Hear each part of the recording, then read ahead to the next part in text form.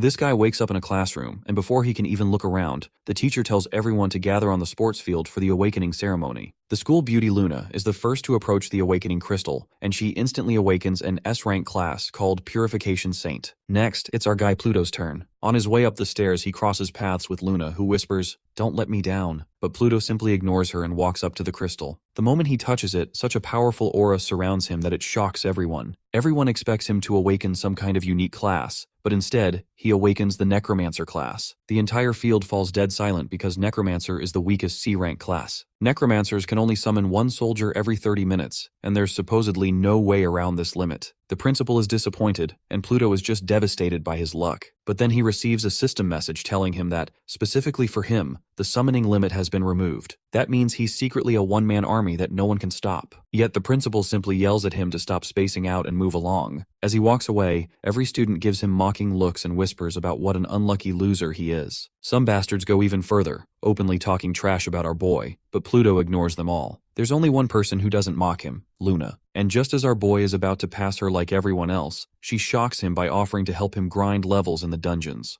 Our guy thanks her for offering to stoop to his level, but politely passes, determined to enter the guild on his own terms and surpass all A ranks and S ranks through sheer grinding. Arriving at the Aurora Academy Dungeon Hall, a colossal futuristic arena packed with thousands of students watching portals, Pluto notes that the fastest way to level up is through the perilous sequence trials. He knows that these trials scale monsters from level 1 to 5, requiring solo entry with no turning back once a wave is committed to, making it a path reserved for high ranks or desperate cases due to the massive experience rewards. The elite class homeroom teacher and Luna spot Pluto entering the portal, with the teacher fearing the gap between his talent and his C-rank awakening drove him to seek death. Though she decides to stand guard nearby just in case, our boy steps onto a shattered floating rock island inside a safe zone bubble before venturing out into combat mode. A pack of level 1 Voidhounds manifests in the dust, prompting him to immediately spend 2 MP to summon 2 skeletal warriors. The skeletal soldiers lunge forward with brutal speed and cleave through the hounds, earning Pluto 10 experience points and proving that spamming multiple soldiers makes the mobs manageable. Reflecting on how quickly people turned on him from the center of attention to the butt of every joke,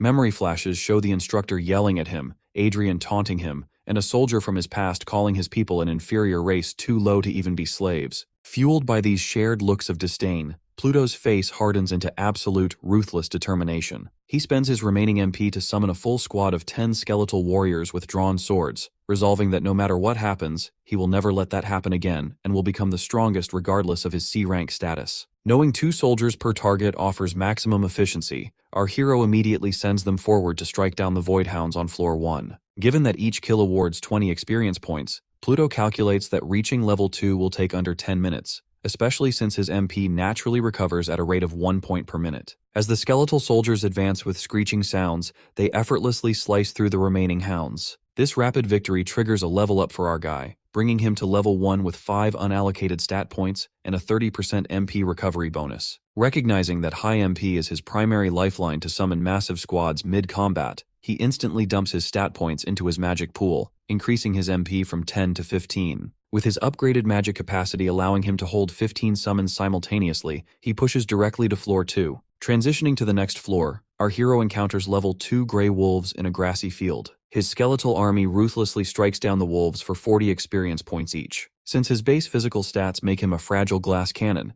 Pluto makes sure to keep several soldiers on guard around him so he stays completely protected. This disciplined strategy triggers another level up, bringing him to level 2 and boosting his MP capacity from 15 to 20. He realizes this creates a perfect power loop where more magic leads to more soldiers, resulting in faster kills and higher levels. Moving deeper into the vast plains of the trial, our protagonist spots level 4 mud horses grazing in the distance. He commands his army to charge, viewing the beasts as simple experience points. Although one skeletal warrior is defeated by a horse's counterattack, Pluto remains entirely unbothered, knowing he can simply replace his forces instantly. He summons 30 soldiers at once to overwhelm the area, quickly clearing the floor. Reaching level 5 triggers a monumental shift when the system lifts another major restriction by unlocking the evolution lock. This new ability allows one skeletal soldier to permanently absorb a defeated enemy and evolve into a stronger form, provided the soldier meets the strength threshold. Given that his soldiers can now take on the forms and abilities of everything he slays, our hero realizes his growing army will gain insane variety, effectively turning him into the king of the underworld. On top of that, reaching level 5 grants him a new skill called Gunpowder Skeleton, which lets him convert his standard summons into suicide bombers that rush enemies and detonate in a 15-foot area of effect explosion. Entering the rocky wasteland of Floor 5, Pluto faces level 5 blackback beasts, whose thick hides would take far too long to chip away with standard swords. He snaps his fingers to convert his summons into flaming barrel carriers, sending them sprinting directly toward the beasts. Despite finding their wooden barrel look a bit ridiculous,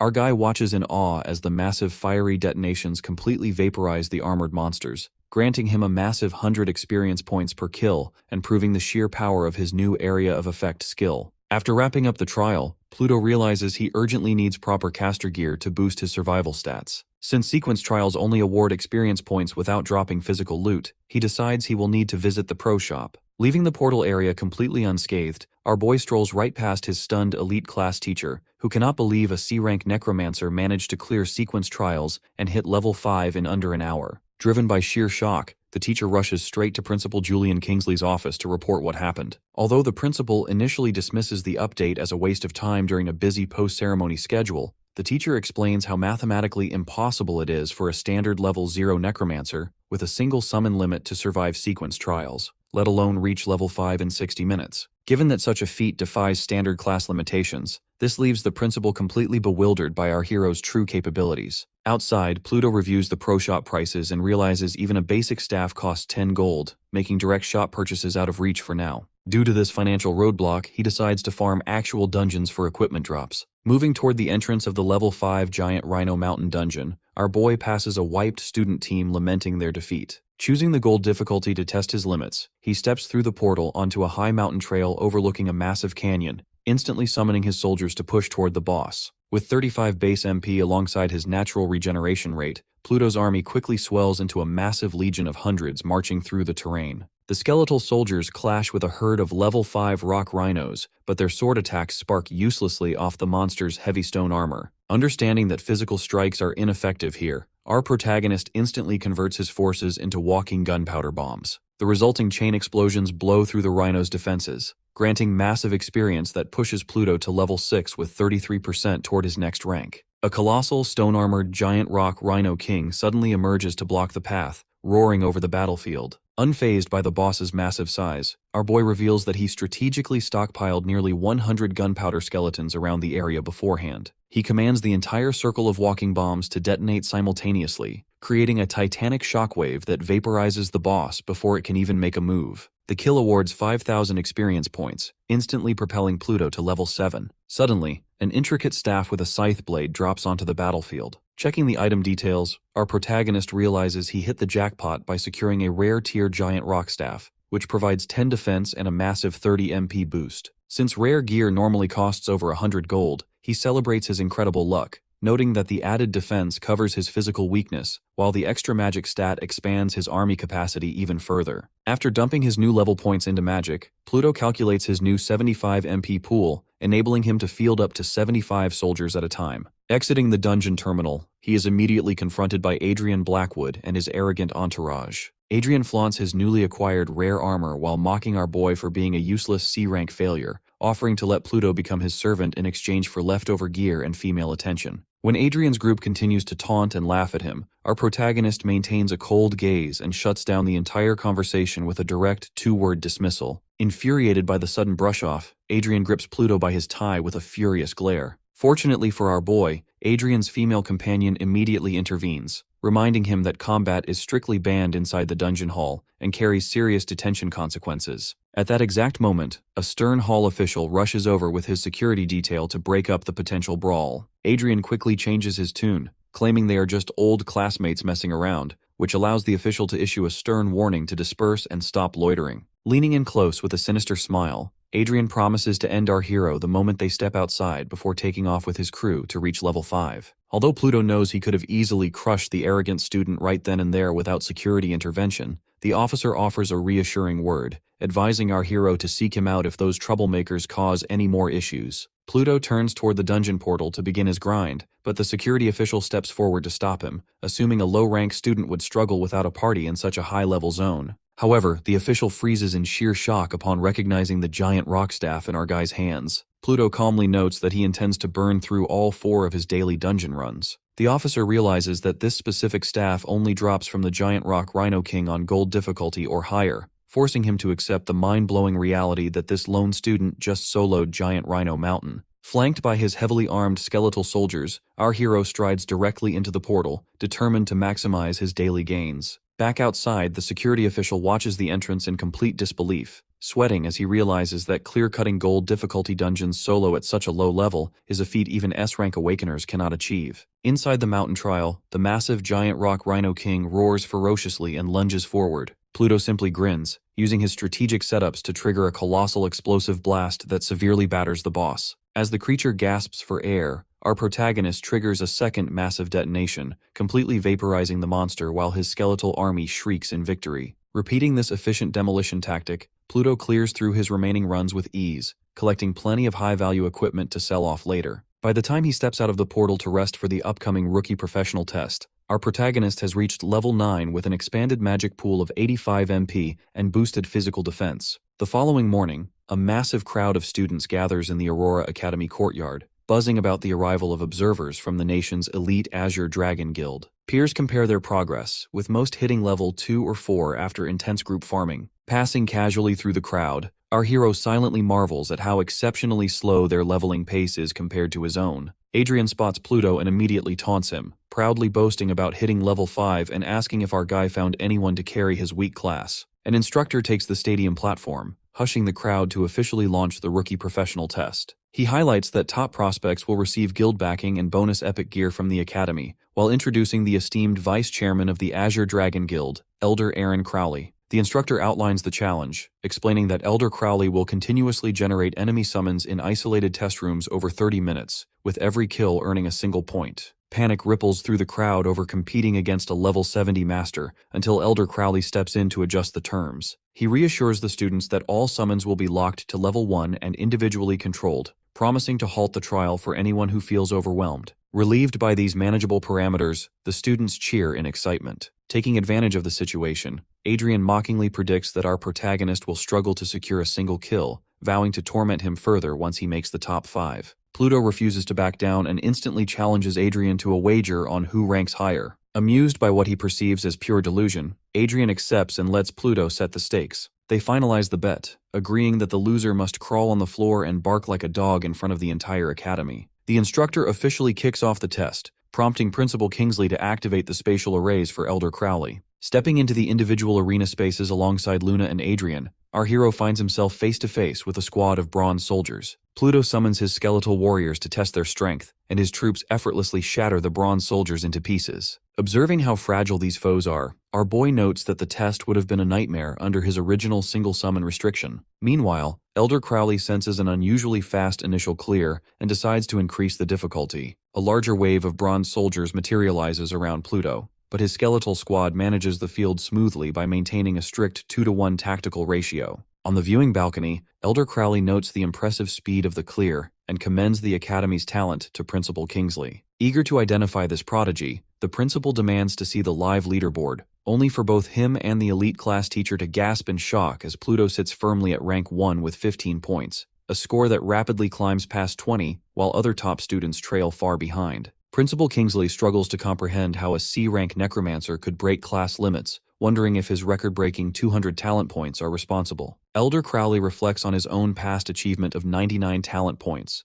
realizing that this young man might be a true diamond in the rough who deserves a proper push. Unleashing a massive surge of his own power from the balcony, Elder Crowley drastically ramps up the trial intensity. Pluto is initially relaxed after trivializing the early waves, but his eyes widen as a colossal legion of bronze soldiers rains down to flood the entire chamber. Recognizing the insane shift in numbers, our protagonist summons 30 skeletal warriors at once, unleashing his own massive army to meet the bronze horde head-on. Meanwhile, inside his designated test room, Adrian furiously slashes through an armored bronze soldier with his spear, sweat dripping down his face as he desperately pushes his limits. He reassures himself that after taking down over a dozen enemies, there is no way Pluto can keep up with his progress. This deep-seated rivalry stems back 2 years to their initial talent assessment ceremony. Surrounded by an admiring crowd alongside the elite class teacher, a younger Adrian celebrated his impressive 77 talent points, which guaranteed him an A-rank class and made him the envy of his peers. However, his pride instantly shattered when the instructor announced that Pluto had scored an unprecedented 200 talent points, placing him at the absolute top nationwide.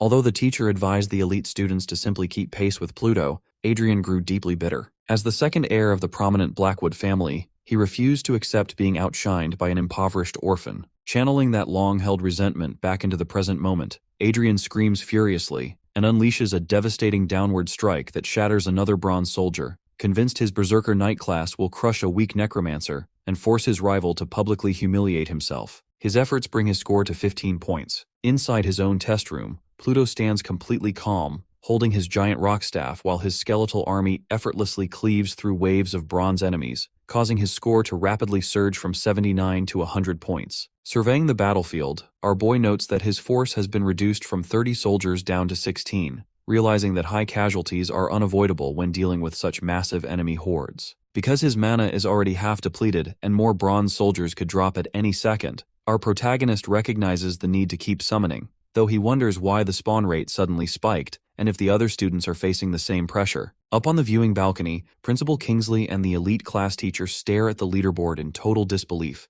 unable to comprehend how a C-rank necromancer has already shattered the previous test record of 97 points halfway through the time limit. Elder Crowley privately realizes that wiping out 100 level 1 bronze soldiers is equivalent to defeating a high difficulty level 5 boss, feeling personally challenged by the student's incredible performance. As Elder Crowley grips his hands and erupts with massive mana, Principal Kingsley panics, assuming the heavy spawn rate across all rooms has drained the Elder's energy. Elder Crowley quickly dismisses the concern, explaining that summoning thousands of soldiers is effortless for him, but admits that he got carried away and accidentally flooded the top scorer's room with far too many enemies, putting the young man in extreme danger. Down in the arena, our hero looks up at the staggering horde of bronze soldiers raining down into his room and sarcastically questions what he ever did to anger Elder Crowley. Realizing that letting his soldiers fight normally will no longer cut it, Pluto snaps his fingers to activate his gunpowder skeleton skill, instantly converting his summons into explosive barrel carriers and ordering them to blow the enemy horde to dust. On the balcony, Principal Kingsley panics upon learning Pluto is trapped in the overfilled room, frantically begging Elder Crowley to dispel the excess summons. Elder Crowley recognizes Pluto's immense potential to save the nation,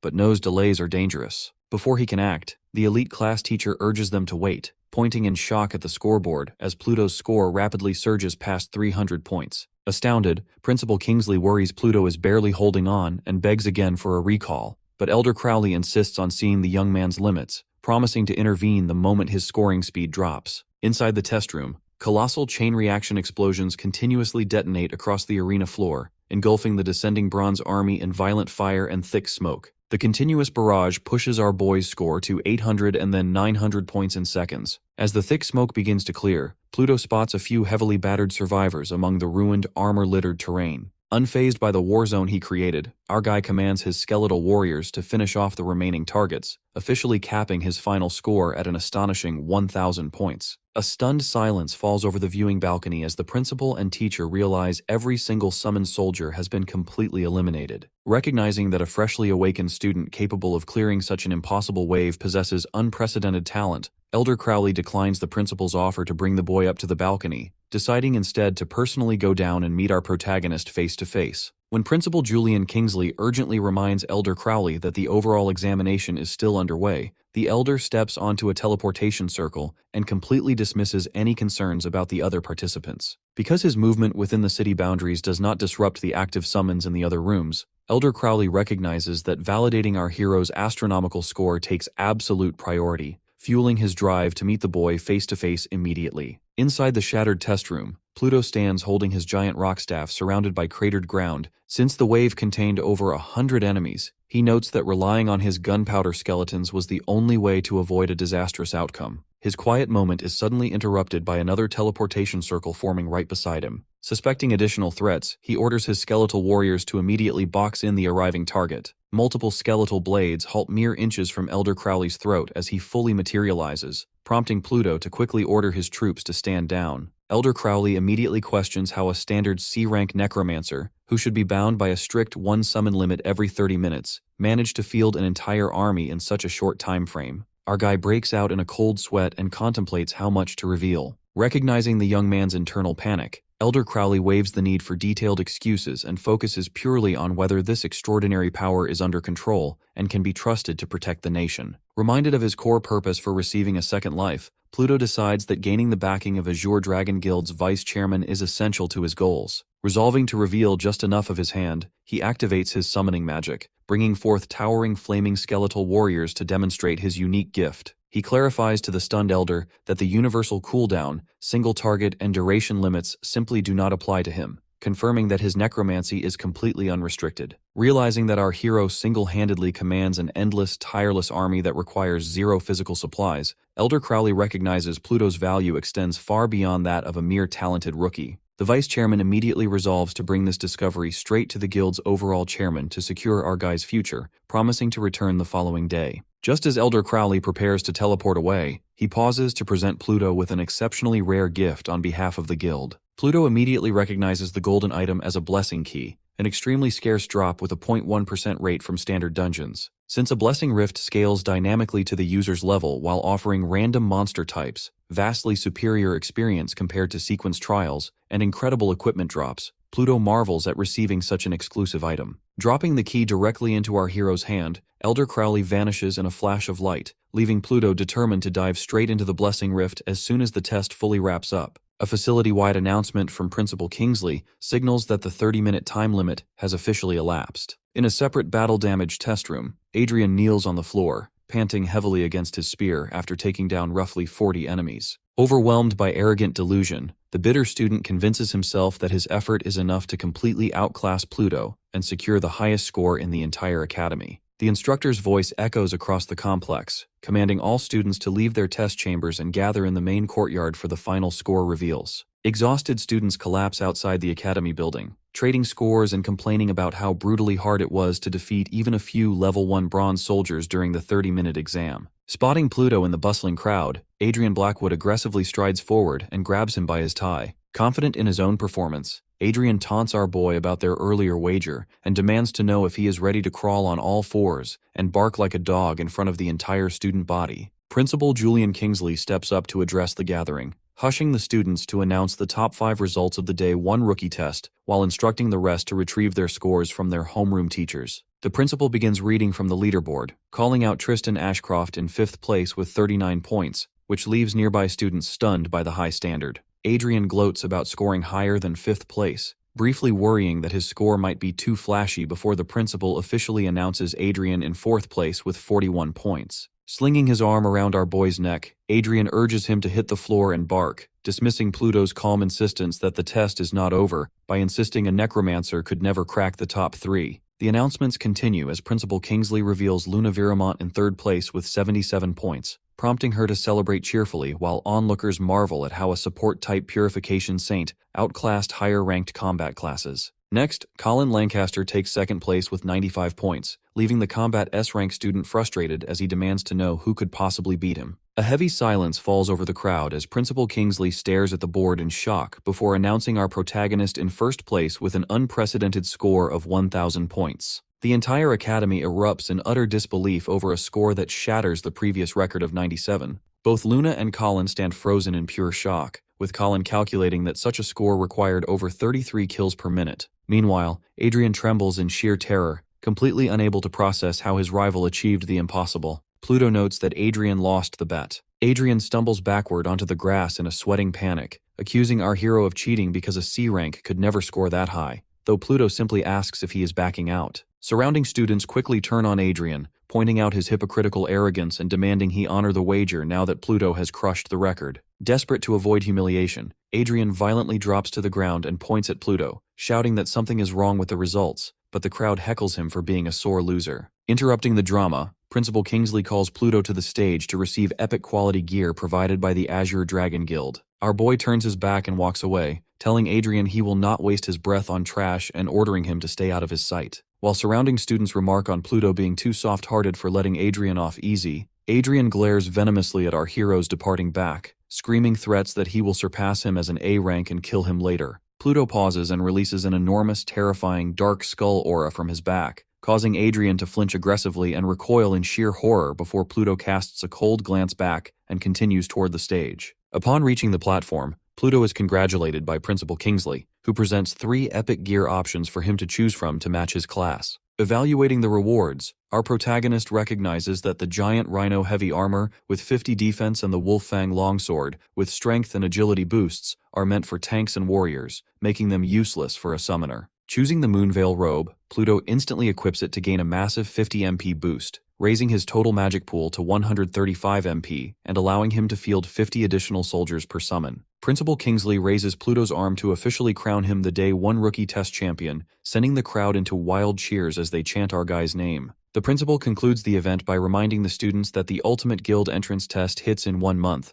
urging everyone to keep grinding levels to secure a spot in their dream guild. Later that evening in his modest slum apartment, Pluto stands alone holding the golden blessing key he received from Elder Crowley. Remembering that channeling MP into the key will open a rift anywhere, he activates the device, causing a violent portal to tear through the air of his small room. Recalling Elder Crowley's strict advice to find a reliable healer for safety, our boy smiles with intense determination, apologizing to the Elder in his thoughts as he strides directly into the dark rift alone. Pluto steps into a harsh, rocky landscape and spots a pack of level 9 blade-tail leopards roaming the terrain. Recognizing their frail defenses but deadly speed, our hero takes a cautious stance since he lacks personal defensive skills. To protect himself, he strikes his giant rock staff against the ground, channeling dark energy to summon a contingent of skeletal soldiers. He orders the summons to form a tight, protective shield wall around him, ensuring nothing can breach his defenses. A blade-tail leopard roars and leaps forward, only to be instantly impaled on the thrusting spears of the skeletal barrier. The swift kill awards 300 experience points, surprising our protagonist with the massive yield offered by standard enemies inside the Blessing Rift. Realizing that this environment will allow him to level up rapidly before even encountering a boss, Pluto sets his sights on pushing deeper into the rift. He stays safe behind his defensive line as his army fights the leopards, but keeping bodyguards limits his firepower. The skeletal soldiers continue their relentless assault, cutting down leopard after leopard for 300 experience points each.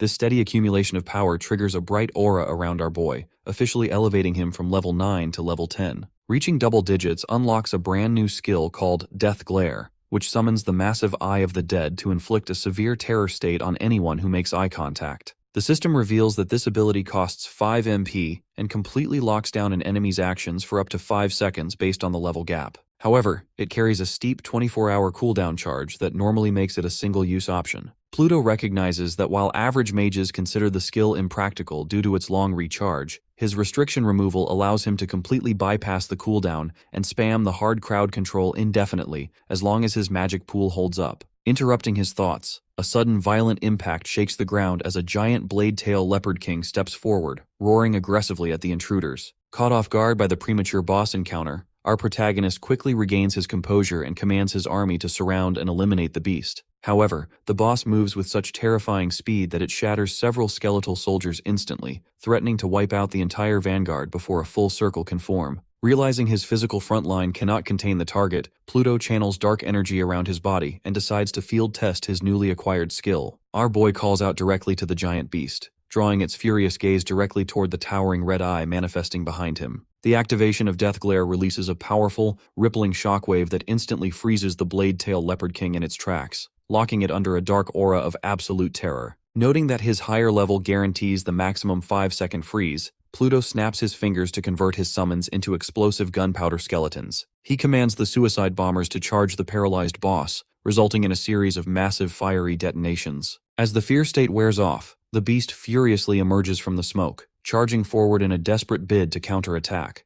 Our boy reactivates his unrestricted Death Glare, summoning the Eye once again to freeze the boss in place for another round of explosive detonations. The relentless bombardment completely obliterates the blade-tail leopard king, granting a massive 30,000 experience points and proving the immense value of the blessing key provided by Elder Crowley. Revealing he has reached level 11 with 5 unallocated stat points and 60 base MP. Understanding that gaining 2 full levels from a single run is practically impossible in standard dungeons, Pluto shifts his attention to the second restriction removal he unlocked upon hitting level 10. The system removes his physical form lock, unlocking Nether Form, a bodiless state that drains MP quickly, but lets all physical and magical attacks phase through him harmlessly. Realizing this damage immunity completely solves his primary defensive weakness, Pluto is left in total shock at securing the ultimate survival tool. After reviewing his new Nether Form skill, he realizes its heavy magic drain will require stacking his MP even higher. Suddenly, a violent surge of golden light erupts from the ground, signaling that he has just secured a legendary drop from the defeated Rift boss. Meanwhile, inside a grand stone mansion,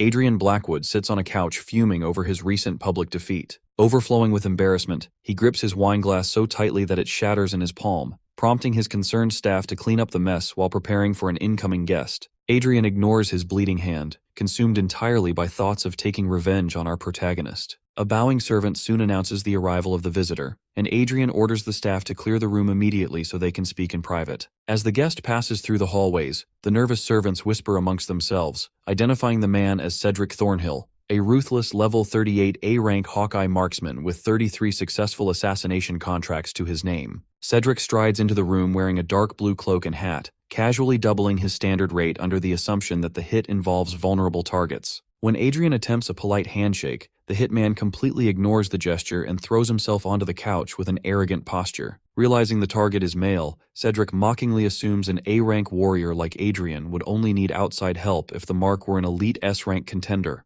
Adrian reluctantly corrects him, revealing that the target is merely a C-rank necromancer. This revelation causes Cedric to burst into fits of hysterical laughter, openly mocking the idea of a high-tier berserker hiring a hitman over a weak class that takes half an hour to summon a single skeleton. Adrian heatedly defends his choice by explaining that Pluto is no ordinary summoner, having leveled up at an impossible pace, claimed first place in the rookie test, and earned direct recognition from the Azure Dragon Guild. Hearing that the nation's premier guild is involved, Cedric grows serious. Recognizing the increased risk, he immediately hikes up his price. Because money is no object for the wealthy heir, Adrian instantly agrees to the higher fee and provides complete details on our hero's residential location to guarantee a swift kill. When Adrian tries to issue a strict warning about the severe consequences of failing or alerting the authorities, Cedric turns back with a chilling, shadowy aura that instantly terrifies the young noble into backing down. Satisfied with the intimidating display, the marksman departs to hunt his target, leaving Adrian obsessing over his desire to see Pluto dead no matter the cost. Back inside the Blessing Rift, a weapon materializes before our protagonist, revealing itself as the legendary Void Slicer. Assessing its stats, he notices its massive agility boost and space element MP reduction, though he recognizes that assassin gear is ultimately useless for a pure caster. Rather than keeping it for combat, Pluto decides to stash the valuable item to sell for a fortune later. Pleased with securing 2 levels, 2 god-tier skills, and a legendary weapon, he credits Elder Crowley for the Rift Key before stepping through a dark portal to return home for some rest ahead of their scheduled meeting the next day. He steps out into his modest slum apartment, noting how cramped his room feels compared to the vast terrain of the Rift. Before he can settle in, the window suddenly shatters as a high-powered magical arrow flies through the glass and strikes him directly in the chest from behind, completely impaling him. Miles away on a dark city rooftop, Cedric Thornhill stands with his bow still drawn and coldly confirming the elimination of his target. Somewhere else, inside the Azure Dragon Guild headquarters, Elder Crowley meets privately with the guild's chairman to discuss Pluto's groundbreaking talent. The chairman expresses complete disbelief upon learning about Pluto's unprecedented 200 talent points,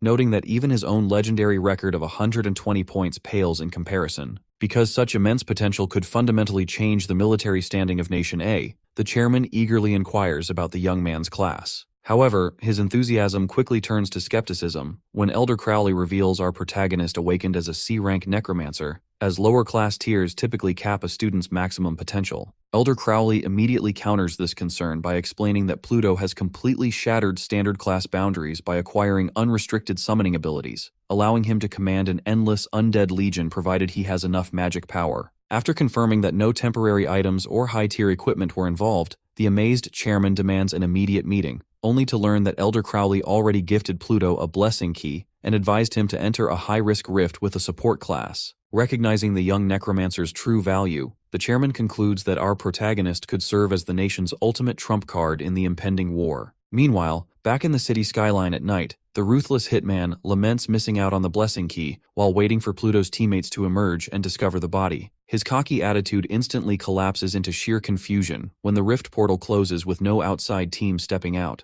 forcing him to realize that our hero cleared the dangerous rift entirely solo and survived. Pluto stands completely unharmed, acknowledging that his newly unlocked nether form skill was the only thing that saved him from becoming a corpse. Because the sudden, unprovoked sniper attack gave him a near-death experience the moment he stepped out of the rift, his face hardens into pure fury. Channeling his anger, Pluto activates his Death Glare skill, Miles away on the rooftop, Cedric is suddenly gripped by sheer terror as the massive red eye dominates his vision, completely locking his body in a severe fear state. Paralyzed and unable to move, the panicked marksman desperately tries to rationalize the situation, convincing himself that Pluto cannot maintain remote crowd control while closing such a massive physical distance, believing he just needs to outlast the brief status effect to retaliate. Back in his room, our hero calmly abandons his initial plan of playing dead to lure the sniper closer, deciding instead to execute his backup strategy. Before the assassin can recover, a skeletal warrior materializes directly out of the dark energy behind Cedric and delivers a brutal sword slash across his back. The physical strike breaks the fear state, allowing the heavily damaged hitman to unleash a powerful arrow strike that blasts the skeletal soldier away. Cedric arrogantly boasts about his level 38 stats, scoffing at the idea of a single weak summon breaking his defenses while preparing to turn our protagonist into a pincushion. However, his smug confidence turns to total terror when the colossal red eye materializes directly behind him a second time, alongside Pluto's shadowed figure wielding the giant rock staff.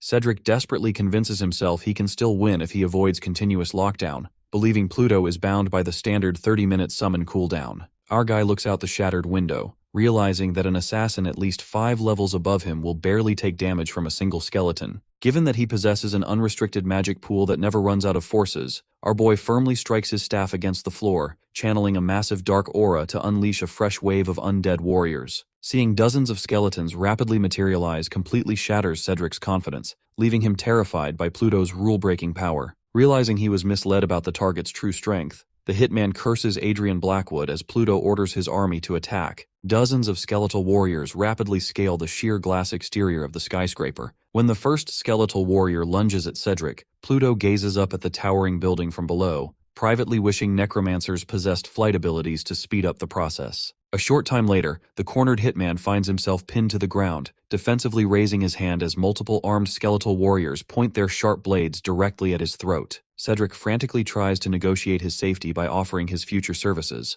prompting our boy to casually step forward and question what value a captured hitman could possibly offer him. The marksman immediately offers to expose his client in exchange for his life, but Pluto shuts down the bargaining chip by revealing he already knows Adrian Blackwood ordered the hit and fully intends to settle that score himself. Panicking over his lost leverage, the sweating hitman desperately offers to perform 3 free assassinations, but our hero remains completely unmoved by the frantic pleas. He cold-bloodedly reminds the killer that anyone who takes lives for a living must always be prepared to face death, declaring that a hitman is only truly useful to him after they are dead. Pointing his staff at the target, Pluto orders his army to execute the hitman, causing Cedric to scream in terror before a skeletal warrior forcefully thrusts a heavy spear downward, leaving the assassin motionless. With the threat eliminated, Pluto drops heavily to the ground and exhales an exhausted breath. Activating Nether Form for just a single second costs 30 MP, which combined with repeated death glare spams and massive summons, leaves his remaining magic pool at a dangerously low 15 out of 115 MP. Reflecting on his overall strategy, he notes how crucial the 16-foot summoning radius was during the initial attack. The moment he phased through the deadly arrow using Nether Form, he instantly summoned a soldier outside the door to track down and ambush the sniper, while using himself as live bait to draw the assassin's focus, though the resulting magic depletion leaves his entire body feeling completely hollowed out. Supporting himself with his staff, Pluto slowly rises and walks over to inspect the bloody corpse, acknowledging that the hitman's ability to land precision shots from miles away is truly fearsome. Intending to turn that lethal skill into his own asset without draining his remaining magic, he points his giant rock staff at the body to trigger his evolution lock ability, allowing him to harvest the assassin's soul and forcibly inject it into one of his standard skeletal warriors. The soul energy evolves the skeleton into a level 11, A-rank Hexi marksman clad in the hitman's tactical gear. Capable of leveling up, this new soldier gains 1-mile vision to detect enemy weaknesses and fires high-damage magic arrows created from MP.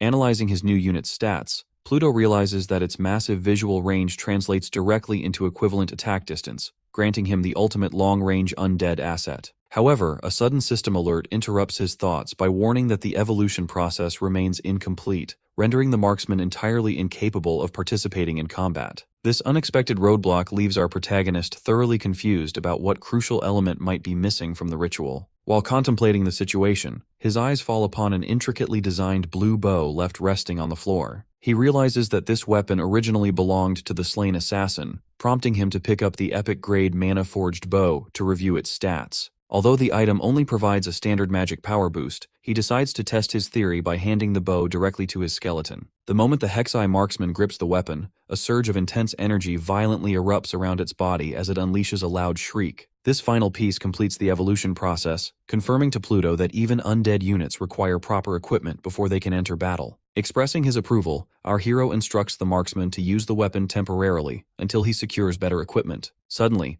the skeletal marksman speaks directly to him, confirming its total obedience and startling him with the revelation that evolved soldiers possess speech capabilities. Respectfully dropping to its knees, the undead marksman requests a proper name from its creator. Realizing that using its official class title is clumsy, Pluto agrees that his very first evolved soldier deserves careful consideration. The moment triggers a vivid memory from his previous life, recalling a time when he sat in full tactical gear alongside fellow soldiers while preparing for combat. Back then, a veteran comrade pointed toward a gray-haired sniper who was quietly assembling a high-powered rifle, explaining to a younger Pluto that the legend had once eliminated an enemy commander from 4 miles away, earning him the terrifying moniker of the Distant Reaper. Memories flood back of the sniper aiming through his crosshairs at a ruthless enemy commander who was ordering his troops to show zero mercy and execute every citizen. With a single precise shot fired from miles out, the bullet violently shattered the commander's skull, sending the enemy forces into total panic, while a younger Pluto marveled at the shooter's incredible skill before learning his name was Archer. Returning to the present moment, our boy gazes calmly at his kneeling creation and officially bestows the name Archer upon his marksman. The skeletal soldier willingly accepts the designation, officially updating its system profile. Extending his hand, Pluto recites a command to recall Archer, watching as the dark energy dissipates completely into his palm. The system interface notifies him that he has filled one of his 5 available evolution slots, causing our hero to recognize that his evolution choices are strictly limited. Because he only has 5 total slots, he realizes that every selection must address a critical strategic need or target maximum power, making him relieved that he refrained from wasting such a precious resource on weak dungeon monsters. Suddenly, a magical array materializes on the ground behind him, causing him to turn around under the suspicion that another assassin has arrived. However, he quickly recognizes the distinct magical signature of the teleportation spell used back at the rookie test. Elder Crowley emerges from the light with his cane in hand, explaining that the guild chairman was deeply concerned for our hero's safety after learning he entered the dangerous rift alone. Before the elder can finish his thought, his eyes widen in total shock as he takes in the surrounding carnage, staring at the blood-stained, destroyed area and the menacing skeletal warriors guarding a calm Pluto. The vice chairman demands to know if our hero was ambushed right after stepping out of the Blessing Rift. Pluto, sweating slightly, privately realizes how close he came to exposing his evolution ability,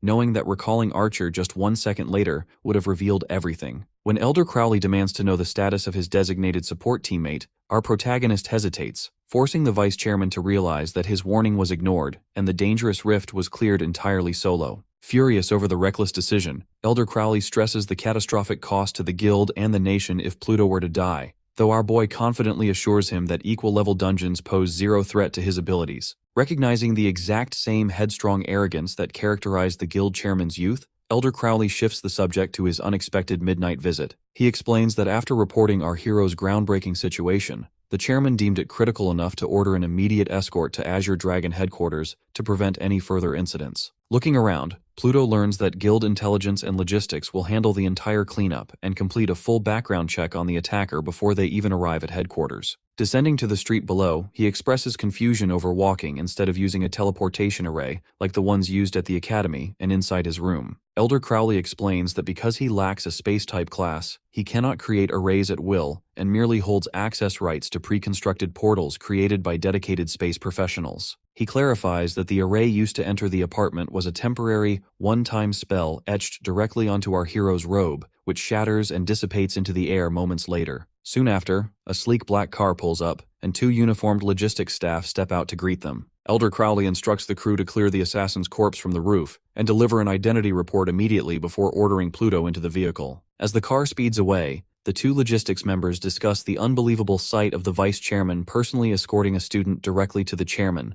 assuming the young man must be a hidden S-rank prodigy. However, when one worker runs a class check and discovers our hero is registered as a C-rank necromancer, a tier well below the guild's baseline requirement for basic staff, the other violently rejects the possibility. Convinced that Pluto instantly detected the stealthy scan and counterfeit fake data to mask his true identity, The logistics worker views the mysterious student with absolute terror. Inside the spacious interior of the moving vehicle, Pluto sits across from Elder Crowley, feeling anxious about facing the leader of the nation's strongest guild so quickly, while the vice chairman advises him to stay calm as they reach their destination. Arriving outside a massive, fortress-like building, they walk up to an enormous stone gate adorned with dragon carvings that opens inward to reveal a vast entrance hall. An armored guard greets Elder Crowley and leads them through wide stone corridors alongside another guard, prompting Pluto to note that even these low-ranking escorts wear high-tier paladin armor at level 50 or higher, realizing that individuals who would be top fighters in smaller guilds act as mere doorkeepers here. The guards stop before a tall door and excuse themselves, leaving Elder Crowley to instruct Pluto to open the door himself. Placing his hand on the heavy surface, our protagonist forcefully pushes it open, allowing light to flood out from the expansive office inside. Sitting at a desk against expansive windows overlooking the city skyline,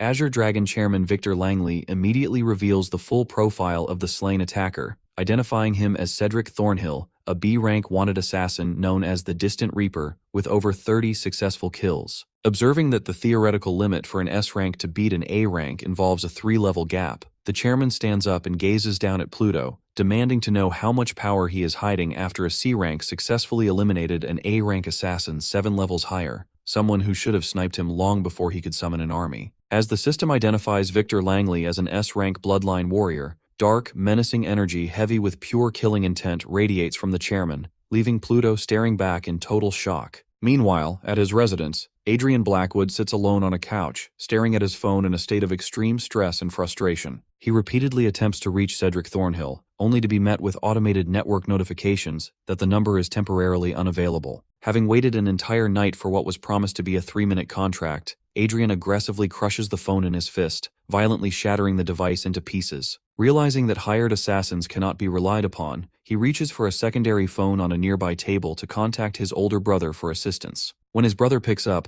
Adrian desperately explains that he was severely humiliated in front of his entire academy by a rival who forced him to bark like a dog, sparking instant outrage from his sibling over anyone daring to mess with the Blackwood family. Out in a frosty mountain zone, Adrian's brother exhales cold mist while participating in a high-level guild mission. Interrupted by the violent roar of a level 35 Frostland Bear King, the brother promises to return home and resolve the issue the moment he finishes the job. Enveloping his right fist in blazing power, he forcefully turns around and delivers a devastating punch directly into the monster's face, sending the massive beast flying through the air and skidding across the snow before catching his breath. At the exact same time, inside the Azure Dragon Guild headquarters, Chairman Victor Langley stands aggressively over Pluto, demanding to know how much true power the young man has been hiding. Refusing to yield, our hero forcefully strikes his giant rock staff against the floor, unleashing a surge of dark magical energy and declaring that his abilities are none of his business. This sharp defiance provokes severe killing intent from Chairman Langley, who vows to destroy him before lunging forward. Spotting the incoming charge, our boy instantly manifests the Eye of the Dead behind him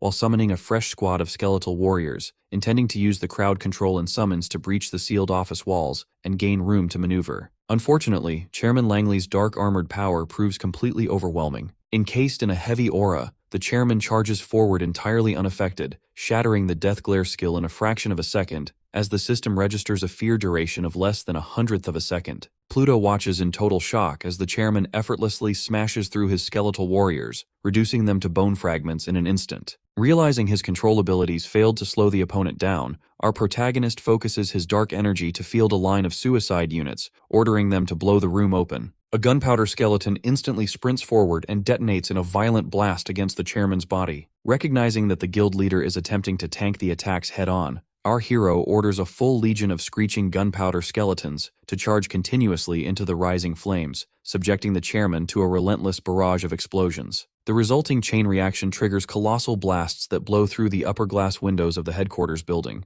illuminating the night sky. Down at street level, 2 armored guards hear the massive racket and discuss the noise coming from the soundproof office, assuming the chairman and vice chairman are testing a powerful new S-rank prodigy capable of generating continuous high-scale explosions. Inside the damaged, smoke-filled room, a sweating Pluto catches his breath, calculating that no opponent should be able to survive dozens of point-blank gunpowder blasts completely unscathed. However, as the thick smoke clears, Chairman Victor Langley stands entirely unharmed in his spiked armor, calmly brushing debris off his pauldron. Pluto stares forward in sheer horror, completely unable to process how anyone could absorb that magnitude of concentrated chain explosions without taking a single scratch. He realizes dozens of gunpowder skeletons are simply not enough to breach the guild leader's defenses. Driven by sheer necessity, he prepares to unleash hundreds of undead warriors at once to submerge his opponent in an endless sea of explosive blasts. Before he can complete the spell, Victor Langley lunges forward and forcefully grabs him by the neck, choking out his breath while aggressively demanding to know what other abilities the young mage is hiding. Deprived of air and completely pinned, our protagonist maintains his cool, responding with a silent, defiant gesture, rather than bowing to the intimidation. Impressed by the young man's unyielding spirit, Chairman Langley immediately releases his grip, leaving Pluto coughing on the floor while the guild leader warmly declares that the student has passed the evaluation. Confused by the abrupt shift, our boy learns that the life-or-death struggle was actually a deliberate trial orchestrated by Elder Crowley. The Elder orchestrated the high-pressure combat to test the rookie's true character under extreme duress, believing that the nation needs resilient fighters rather than fragile geniuses. Victor echoes this sentiment, explaining that investing top-tier guild support into someone who panics under pressure is useless. Praising Pluto's unbending drive alongside his rule-breaking summoning power, the chairman formally introduces himself and extends an armored hand, which our guy accepts. With Pluto's character thoroughly verified, Chairman Langley turns the focus toward assessing his true combat capabilities. When our boy cautiously asks if they need to fight another round, Victor clarifies that their massive level gap makes direct combat useless for gathering proper data. To properly gauge his potential, the chairman tasks him with solo clearing the level 15 Goblin Cave on Doomsday difficulty at the Aurora City Dungeon Hall. He promises that achieving this feat will unlock the guild's maximum development resources, while clarifying that failing the task still guarantees standard entry into Azure Dragon without special backing. Recognizing the high stakes, our protagonist accepts the challenge without hesitation. Walking down the hallway after the meeting, he contemplates the task ahead, recalling from textbooks that Doomsday difficulty monsters are drastically stronger than standard gold-rank targets. Despite the level gap and severe difficulty scaling, Pluto remains determined to secure the proof of worth needed to gain the guild's full backing. Back in the office, Elder Crowley voices deep concern over the extreme conditions, reminding the chairman that even Victor barely cleared the exact same trial at level 12 while relying on a four-man team and suffering heavy injuries. Looking out over the city, Chairman Langley explains that ordinary performance is meaningless against the impending global threats, stressing that the individual they back with the guild's full power must stand as the absolute strongest warrior of the era. After resting to fully recover his magic pool back to peak condition, Pluto arrives outside the dark entrance of the level 15 Goblin Cave. Facing a red spatial portal, he confirms his full status and selects Doomsday difficulty to launch the run. Nearby onlookers watch the scene in total disbelief, debating the absurdity of a lone student stepping into the cavern. While one witness insists the young man just entered a Doomsday portal alone, another completely dismisses the claim as a hallucination, pointing out that no one in the entire nation under level 15 has ever soloed that specific trial. Stepping onto the rocky cavern floor inside the dungeon, our hero prepares his strategy, remembering the core textbook warning that these monsters are defined by absolute brutality, while a hidden goblin tracks his every move from the shadows. Our protagonist finds himself confronted by nearly 100 goblins armed with spiked clubs and spears. Recognizing that his summons easily outnumber the enemy horde, he immediately activates his summoning skill, drawing forth a massive army of skeletal warriors from surges of dark energy. At his command, the skeletal soldiers charge forward aggressively, thrusting their spears into the chaotic fray to overwhelm the monsters. System notifications rapidly flood the air as basic goblins award 500 experience points, archer goblins grant 600, and elite goblins yield a full 1,000. Enveloped in aura, Pluto smiles confidently upon realizing that the Doomsday difficulty applies massive experience multipliers, making it possible to push past his current level 11 standing before the dungeon is even complete. With the entrance area fully cleared and ghostly remains littering the ground,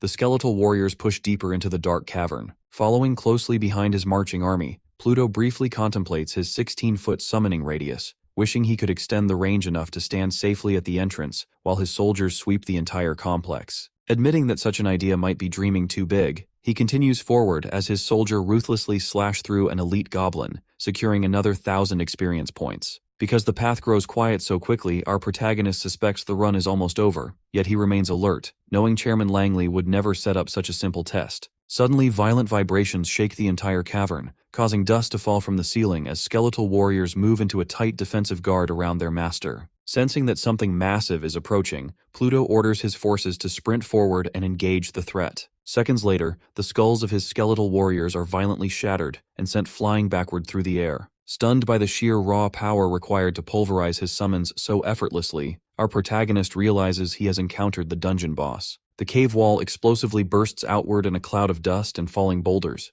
revealing a level 10 doomsday boss, known as the Colossal Goblin, clad in heavy spiked shoulder armor. Because the massive beast charged so quickly, Pluto acknowledges that he lacked the time to convert his forces into gunpowder skeletons beforehand. He orders a contingent of soldiers to pin the boss in place, intending to use the distraction to convert the rest of his army into walking explosives. However, the Colossal Goblin furiously swings a gigantic spiked club, completely shattering the frontline skeletons into fragments. Our hero instantly triggers his skill to materialize fresh gunpowder skeletons carrying explosive barrels, but the roaring boss catches sight of him and aggressively prepares a direct strike. Realizing he has been spotted, Pluto stands his ground as the colossal club slams into the earth, unleashing a massive wave of dust and debris directly over his position. The monster roars in triumph, but our guy activates his nether form just in time, shifting his body into a wispy, ethereal state that allows the deadly impact to phase through him harmlessly. Rematerializing on the rocky floor while leaning heavily on his giant rock staff, Pluto catches his breath, acknowledging that his damage immunity skill just saved his life for a second time. Shifting from defense to a ruthless counterattack, dark red energy surges across his eye as the colossal red eye of the dead materializes in the air to trigger his death glare skill. Bound by crimson energy tendrils, the colossal goblin enters a state of absolute terror, freezing completely in place. Our protagonist steps forward calmly to face the paralyzed beast, positioning his gunpowder skeletons in a tight circle around the target and taunting the helpless monster about its sudden downfall.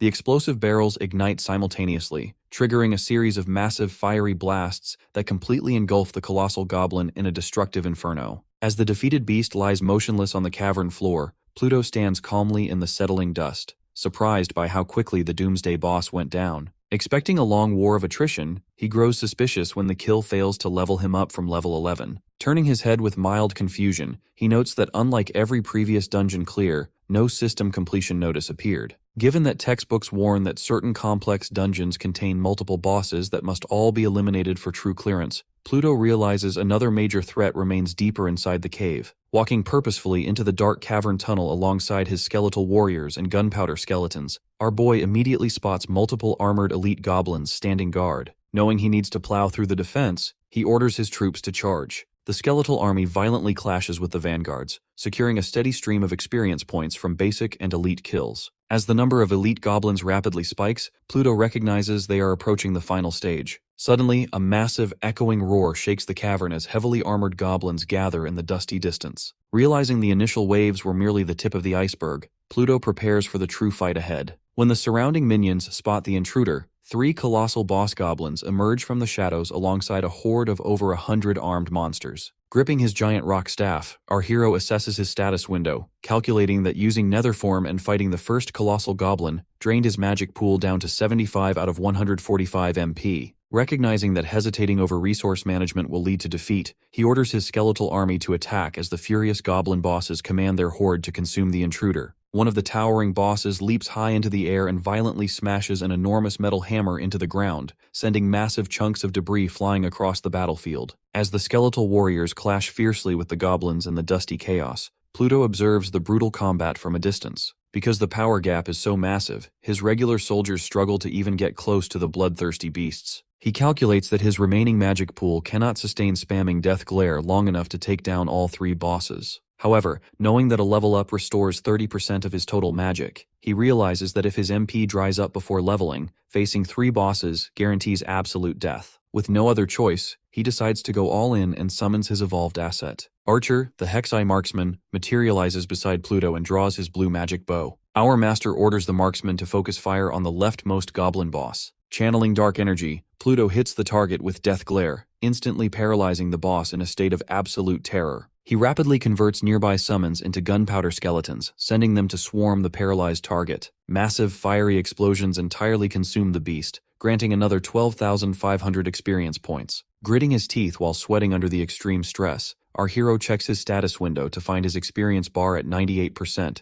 leaving him just 1 boss kill away from a level up while his magic drops to 15 points. Since Archer's magic arrows directly consume Pluto's own magic pool, the marksman intensely charges his blue lightning arrow, draining the remaining MP down to a single point. Before the shot lands, a goblin boss breaks through the front line and swings its massive spiked club directly at Pluto's head. With his magic pool completely empty, he is unable to activate Nether form or defend himself as the fatal blow descends. The skeletal marksman releases a fully charged magical arrow that violently pierces straight through the colossal goblin's head, downing the monster just in time. The massive experience payout from the boss kill instantly elevates our protagonist to level 12. Given that leveling up automatically restores a significant portion of his magic pool, he shifts into his ethereal nether form right as the blow lands, allowing the crushing rocks and debris to phase through him completely unharmed. Realizing that a single second's delay would have left him without the magic needed to activate his damage immunity skill, Pluto steps out of the dust completely unscathed. Shocked by our guy's sudden survival, the final remaining colossal goblin attempts to capitalize on what it perceives as an opening,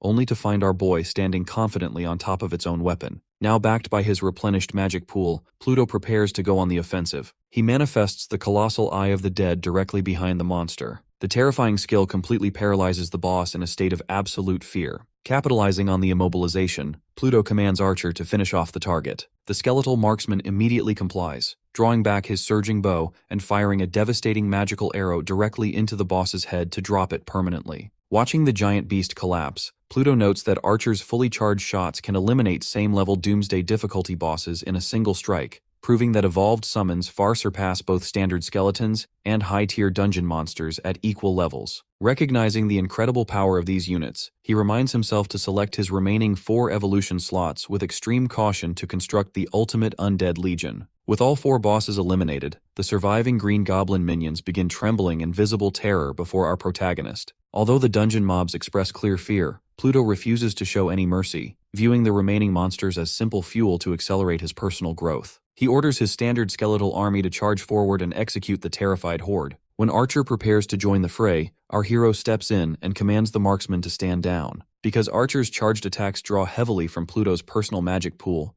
our hero recognizes that sharing magic across multiple evolved soldiers will quickly drain his resources during longer battles. Realizing that magic refills from leveling up alone cannot sustain a full legion, he determines that securing a massive permanent boost to his magic capacity must become his top priority. As the skeletal warriors finish off the remaining elite goblins, system notifications confirm the total clearance of the dungeon and instruct our protagonist to return to the entrance. Since completing the trial triggers loot drops from all eliminated monsters and bosses, bright pillars of light suddenly erupt across the cavern floor from the scattered corpses, signaling that it is time for Pluto to collect his rewards. Outside the dungeon entrance, 2 battered and exhausted level 13 warriors sit slumped on the rocks, aggressively arguing over how severely they misjudged the difficulty of the level 9 Doomsday trial. While complaining that they barely survived the attempt, one warrior ponders the fate of the lone student who entered the Goblin Cave earlier, assuming the boy either died inside or quietly snuck away. Their conversation is abruptly cut short by a series of loud chimes ringing out from the dungeon terminal. Realizing that 3 distinct chimes signify a shattered world record, the startled pair watches alongside a surging crowd of incoming adventurers as the overhead display announces that Pluto has successfully solo cleared the Doomsday difficulty Goblin Cave, marking a historical global first. The gathering crowd of armored professionals erupts in shock over the impossible solo clearance, pressing toward the portal to glimpse the rising legend. Expecting a top-tier warrior or high-rank mage, the onlookers watch expectantly as Pluto emerges. However, our hero steps out thoroughly disappointed, finding his inventory filled entirely with drops useless for a caster or marksman. Snapping out of his frustration, he looks up to see a massive, silent crowd staring in awe, leaving him completely baffled by the spectacle outside. Because onlookers expected an imposing physical juggernaut or a renowned high-tier mage to emerge, our hero's young, lean appearance leaves the gathered adventurers in complete disbelief. Many cannot reconcile his scrawny look with a global record-setting run, while others voice hilarious frustration over their shattered expectations of a genius beauty. As the aggressive crowd suddenly thrusts smartphones straight into his face,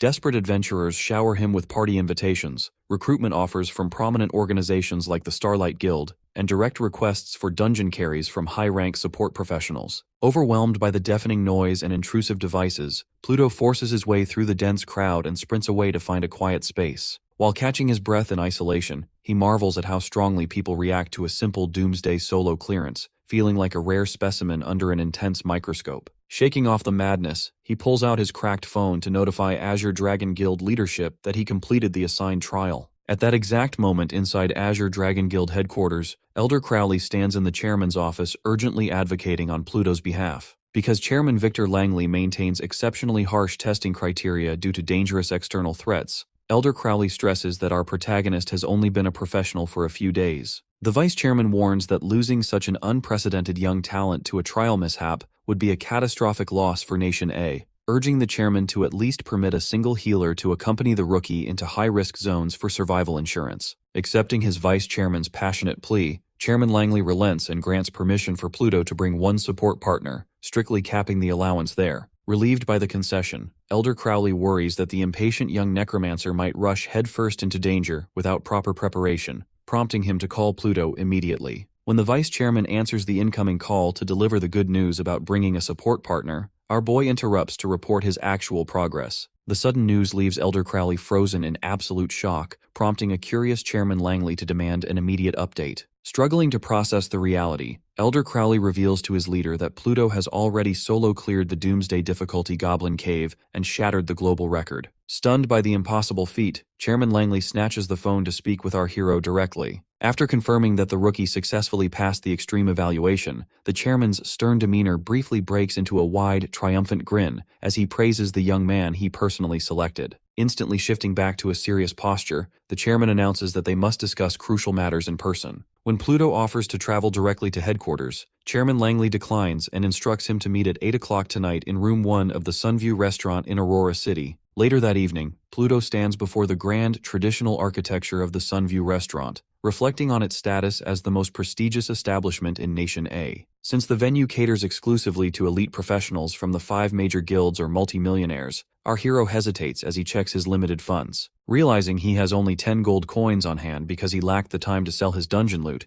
he exhales heavily before psyching himself up to walk forward, reasoning that a high-end restaurant is far less threatening than the monsters he routinely slays. Nervously stepping up to the entrance, he informs the receptionist that he has a reservation for Room 1. Hearing the specific room number causes her eyes to widen in total shock, as she realizes this young man is the personal VIP guest Chairman Langley warned her about. Following protocol, she requests a status panel display for identity verification. Pluto summons his interface, revealing his level 12 necromancer status. With his status verified, the astonished staff member ushers him inside, bewildered that a young necromancer secured a room reserved for nation-level VIPs. Unaware of her shock, Pluto strides confidently toward his meeting. Guided by a suited restaurant employee through the upscale dining area to fulfill Chairman Langley's specific meeting instructions, Pluto walks past the tables without a care. Nearby, Adrian Blackwood sits alone, aggressively chewing on a bloody piece of steak while fuming over Cedric Thornhill's sudden lack of communication. Assuming the hitman failed the contract out of shame,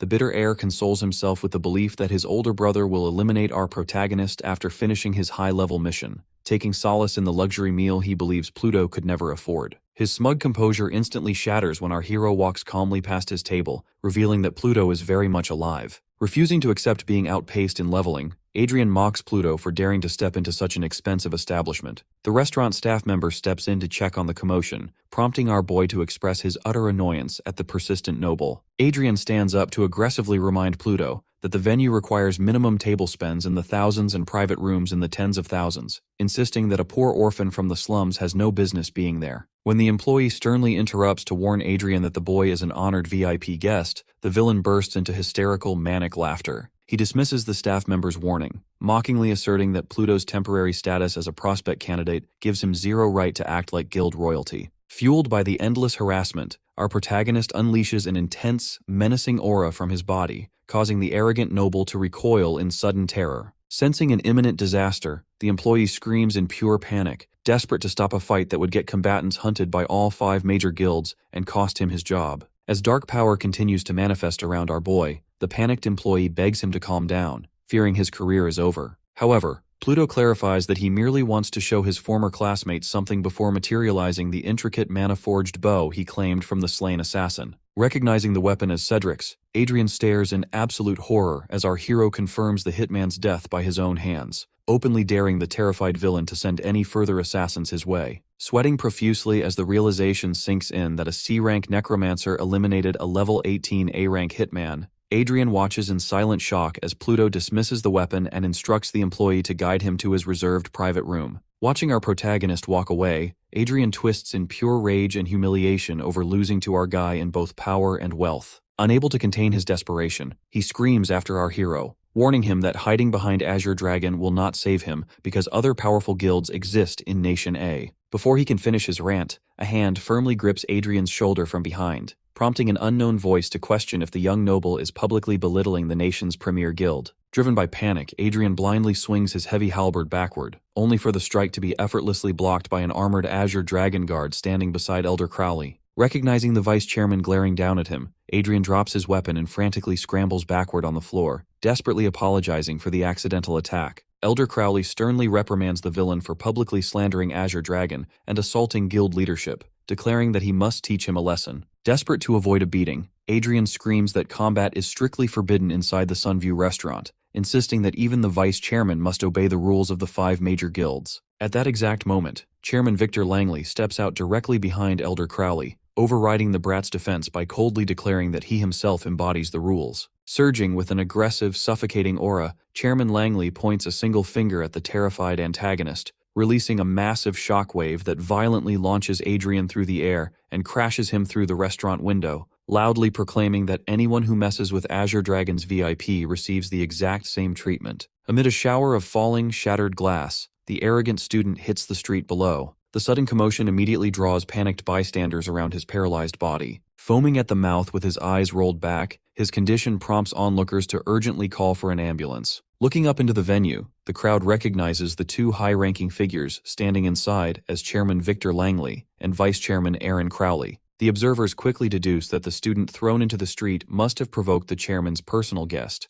coming to the shocking realization that the quiet young man in black was the actual VIP all along. Inside the establishment, the employee bows respectfully to welcome the guild leaders, who inform him that they will guide themselves to their private room. When Chairman Langley addresses the broken window outside, the employee immediately assures them he will handle the property damage and crowd management, commanding his staff to evacuate the gathering onlookers, clear the debris, and transport the injured student to a hospital. Meanwhile, Pluto walks down the hallway alongside Chairman Langley and Elder Crowley. Looking at Pluto, Chairman Langley privately marvels at how the young mage solo cleared a higher-level Doomsday dungeon without sustaining a single scratch or even dirtying his clothes. Our hero greets the 2 leaders, prompting Elder Crowley to warmly smile and urge everyone forward so the meal does not grow cold. Seeing the friendly old man act so pleasant right after Adrian was violently blasted outside shows Pluto his surprisingly savage side. Elder Crowley enthusiastically commends our protagonist for stepping out of a high-difficulty trial completely unscathed, proving their initial faith in his abilities. Holding his head in slight exhaustion, Pluto explains that the intense run completely drained his magic pool, leaving his body feeling hollowed out, though the vice chairman reassures him that his energy will soon overflow. Entering room 1, the doors open to reveal an expansive, luxurious private dining space, featuring a massive round table filled with extravagant dishes, whose high-end presentation immediately impresses our guy.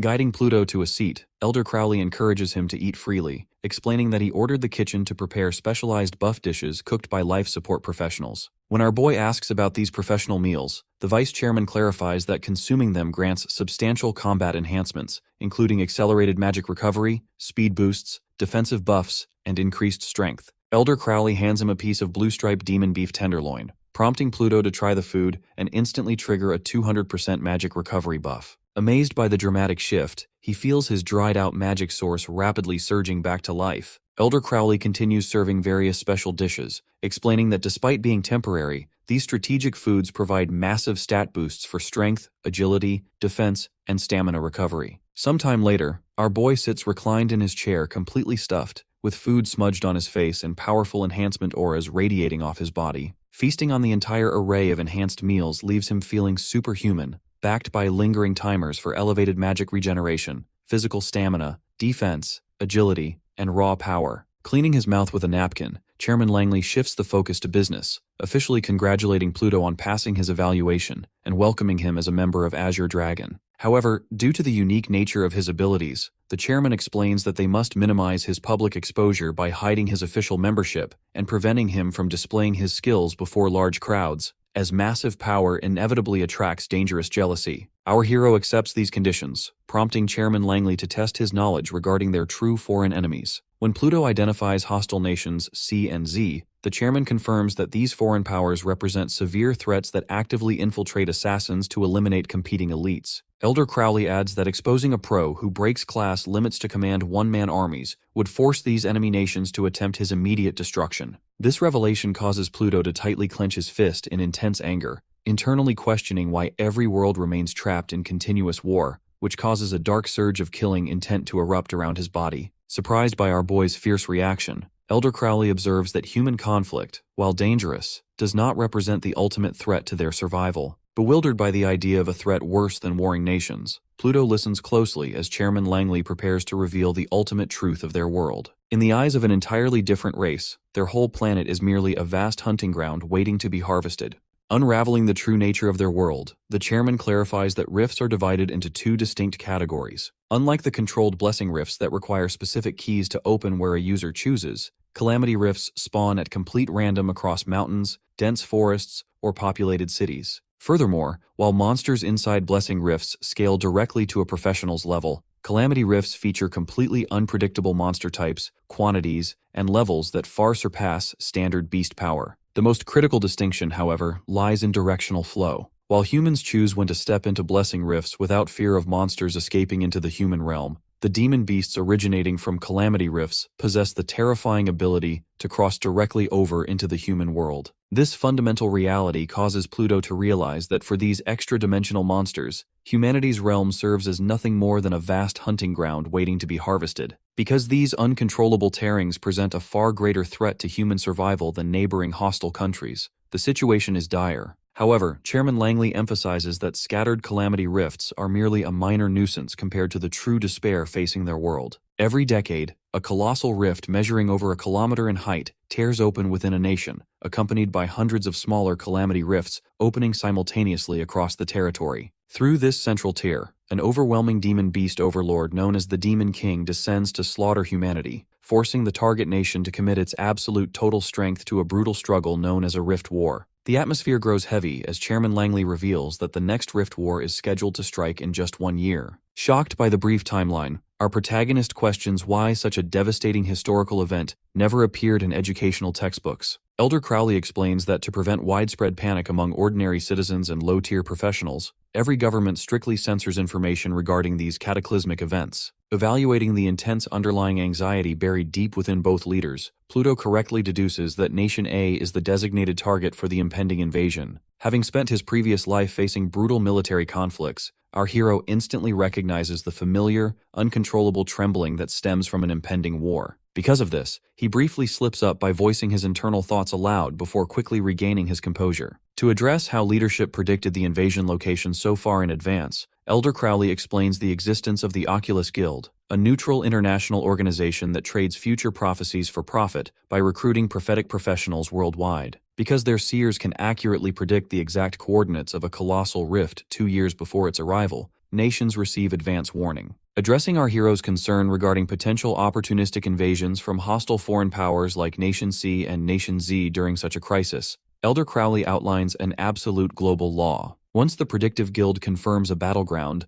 an ironclad 5-year non-aggression treaty takes effect, completely prohibiting outside nations from attacking the host country under threat of global retaliation. This international pact explains why recent diplomatic tensions with Nation Z abruptly vanished, as all global powers divert the majority of their operational resources toward rift war preparation. Curious about pushing beyond defensive warfare, Pluto asks if humanity has ever attempted to counterattack by crossing directly through a calamity rift into the monster's homeworld. This bold suggestion visibly horrifies Elder Crowley, who urgently warns against such suicidal ambition by recalling the catastrophic toll of previous conflicts. During the last Rift War, Azure Dragon suffered a 70% casualty rate, losing nearly its entire generation of prime combatants and bringing the nation's top guild to the brink of total collapse. Realizing he underestimated the sheer scale of these invasions, our protagonist reflects somberly on the past casualties. However, Chairman Langley clenches his fist with renewed determination, declaring that Pluto's unrestricted summoning ability completely changes the calculus of war. Since a single fully developed, limitless summoner can fight foreign rivals and extra-dimensional hordes with unmatched efficiency,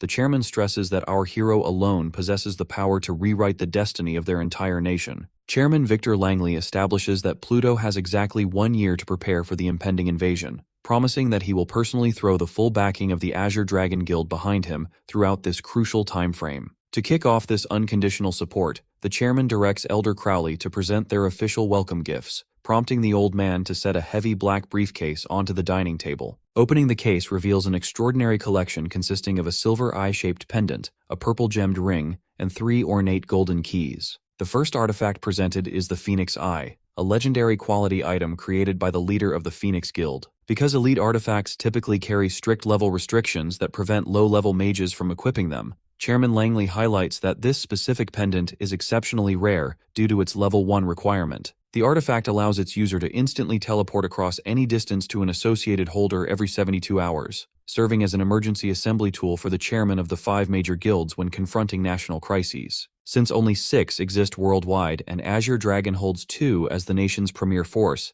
Chairman Langley reassures our guy by explaining that this second pendant is linked exclusively to his own neck emblem. This setup effectively provides Pluto with the nation's strongest warrior as a personal bodyguard, though Pluto knows he must manage the long cooldown period strategically. Moving to the second gift, Elder Crowley presents a legendary piece from his personal collection called the Moonlight Ring. Since standard mages constantly suffer from magic depletion, this level 1 requirement ring provides a permanent 100-point boost to magic capacity, alongside passive full moon buffs that triple magic recovery and double skill power. Sliding the ring onto his finger, our boy instantly watches his total magic pool surge from 150 to 250 MP. Expressing deep attachment to the ring that accompanied him across a decade of combat, Elder Crowley sternly warns Pluto that losing such a treasured item will incur severe wrath, prompting our sweating hero to defensively promise that the artifact will stay safely in his possession for as long as he lives. Turning to the final item in the briefcase, Elder Crowley reveals 3 golden blessing keys. Since Pluto immediately recognizes the items from his earlier run, he prepares to use them for quick leveling, only for Elder Crowley to hold him back and clarify their proper strategic value. Since Azure Dragon possesses only 9 of these extremely scarce keys,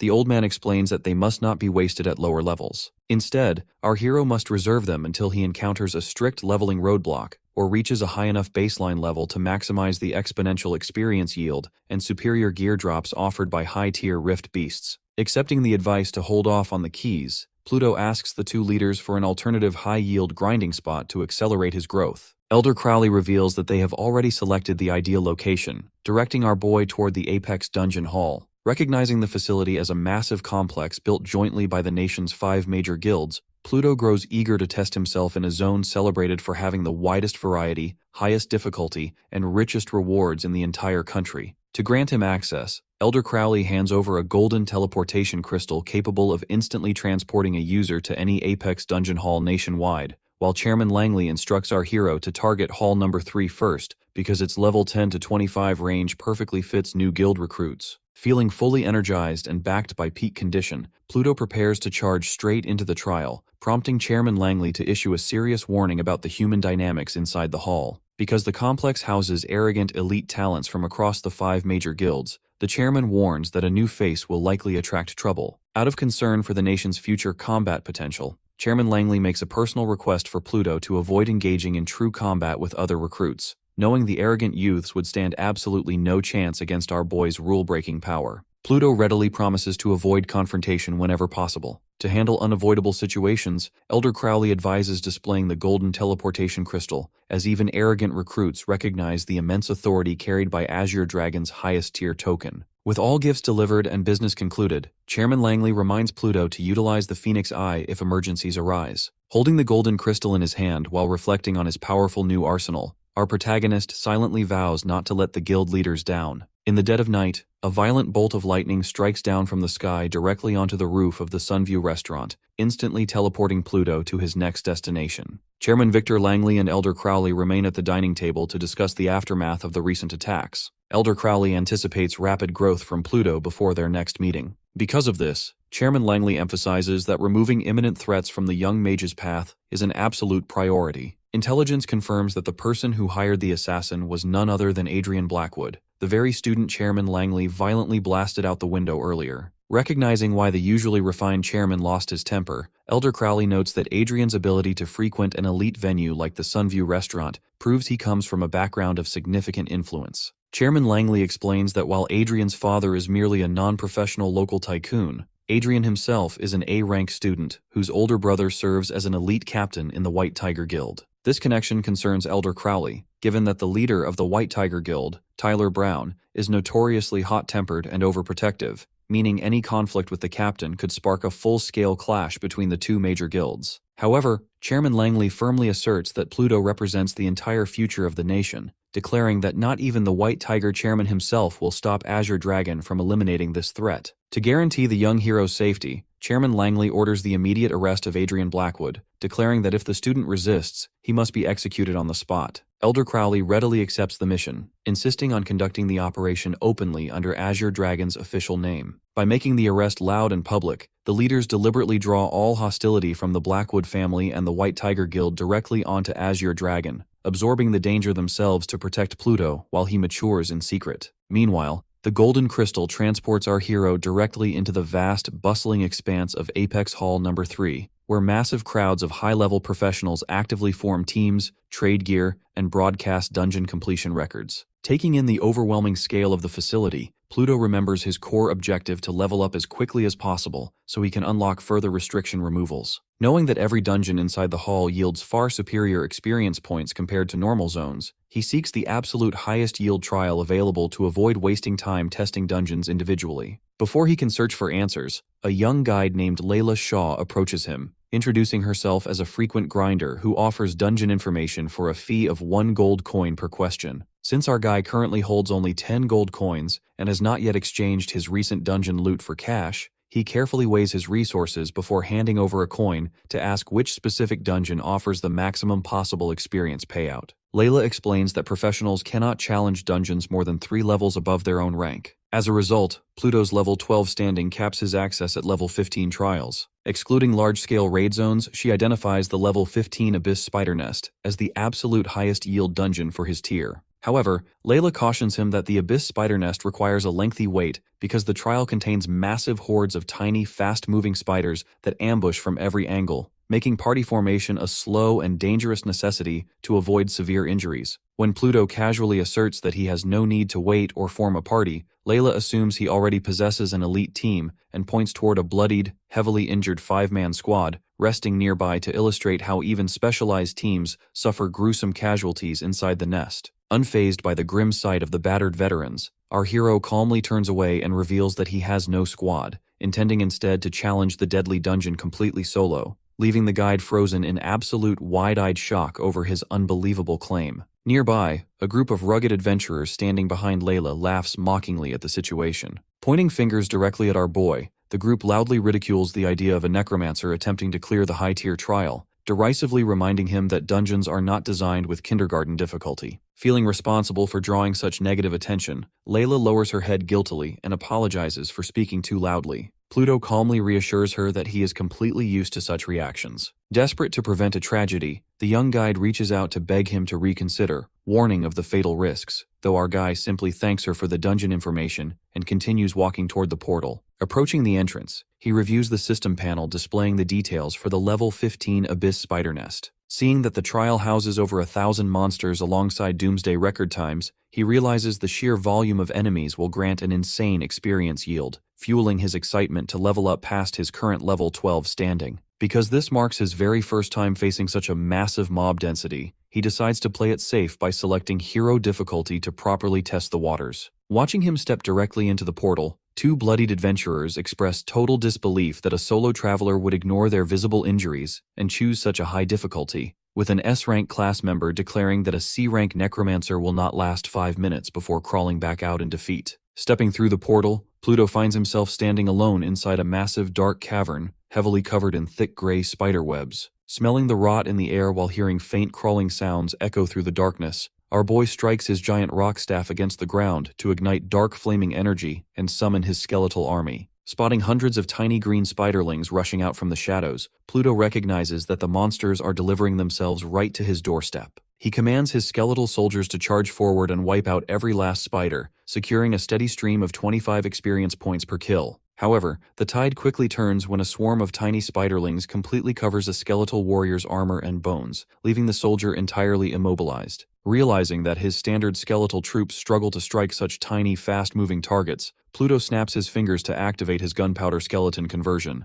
A skeletal soldier instantly hoists a massive wooden barrel and detonates in a colossal, fiery explosion that vaporizes the surrounding horde. Watching the flames clear from behind his vanguard, our hero smiles upon realizing that a single gunpowder skeleton can wipe out dozens of spiderlings at once. Because the dungeon contains hundreds more, he converts his entire force into walking explosives, unleashing a continuous chain of violent blasts through the web-filled tunnel. The massive solo experience yield from the bombing run immediately elevates Pluto from level 12 to level 13. Pulling up his status interface, he dumps all his newly acquired stat points directly into his magic pool, recognizing that high magic capacity remains his ultimate operational lifeline. Observing that his total magic pool sits at 255 MP thanks to his Moonlight Ring, our boy reflects that a few hundred points is still insufficient for his long-term goals. He suspects that future restriction removals will directly address his primary operational needs, hoping the next milestone drastically expands his magic source. Suddenly, a giant black adult abyss spider with sharp mandibles lunges down from the ceiling, shooting a thick strand of white silk that grips Pluto's arm. Looking up at the giant creature clinging to the high cavern wall,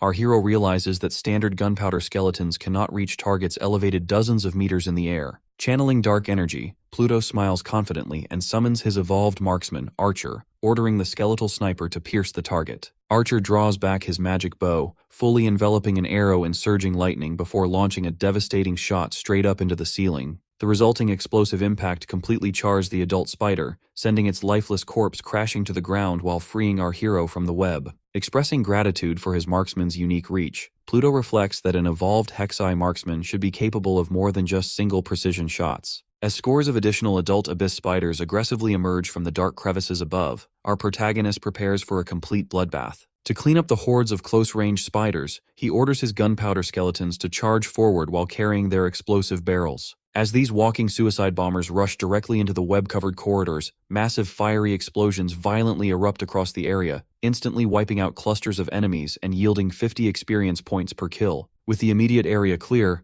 Archer unleashes his magic arrow barrage skill, firing a blinding surge of magic straight into the darkness. A massive rain of magical arrows pours down onto the floor and webs, brutally impaling the giant black spiders and pinning them to the ground. Assessing the battlefield, Pluto realizes that the skill drains his magic pool rapidly down to 155 out of 255 MP. Recognizing that 3 or 4 more barrages would completely dry out his magic capacity, our boy is relieved that the trash mobs are gone, giving him the chance to confront the dungeon boss. Suddenly, a colossal spider with multiple red eyes heavily descends from the thick webs above, revealing the dungeon boss. Meanwhile, outside the Abyss Spider Nest portal, 2 waiting adventurers debate Pluto's status after nearly 20 minutes inside the dungeon. The S-rank class member and his companion discuss whether the solo necromancer has died, failed, or hidden in a corner, acknowledging that the absence of a failure notice means he is still inside. The S-rank member notes that hiding is impossible, given that they know every inch of the layout, causing his companion to mockingly reject the idea that a C-rank necromancer with basic summons could actually fight a massive spider swarm. Despite his doubts, the S-rank adventurer feels an odd suspicion that Pluto might actually pull it off,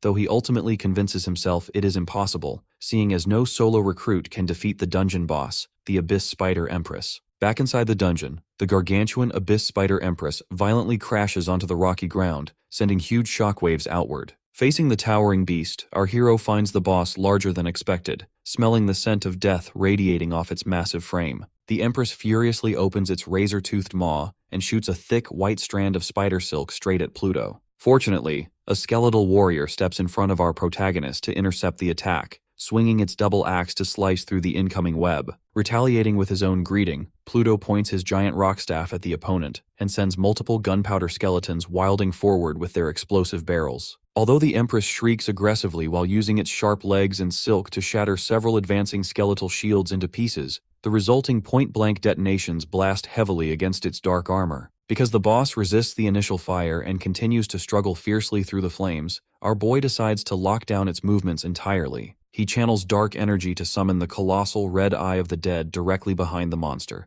triggering a severe fear state that freezes the Empress completely in place. With the target fully immobilized, Pluto executes the easy part of his strategy by ordering countless gunpowder skeletons to continuously swarm the paralyzed boss. A relentless chain of fiery explosions heavily obliterates the beast, yielding 35,000 experience points as the Empress collapses into a charred corpse. The massive yield triggers a powerful level-up aura around our protagonist, elevating him to level 14 with a maximum magic pool of 260 MP. Evaluating his rapid progression, Pluto recognizes that soloing a higher-level trial makes leveling ridiculously fast, realizing that a single hero difficulty run gained him 2 full levels and that clearing a Doomsday difficulty run next will guarantee reaching level 15. Back outside the portal after half an hour has passed, the S-rank class member grows impatient over Pluto's long trial time. A blonde female adventurer urges him to stop staring at the exit and move on, insisting that a C-rank necromancer could never clear the trial solo. Conceding that expecting results from a non-S rank was foolish, the S-rank member turns to leave with his squad. Before he can walk away, a loud bell rings through the hall to signal a dungeon record refresh, forcing the startled adventurer to stop in his tracks and look back toward the portal in complete shock. A sudden wave of commotion ripples through the gathering crowd in Apex Hall as the system broadcasts another shattered record,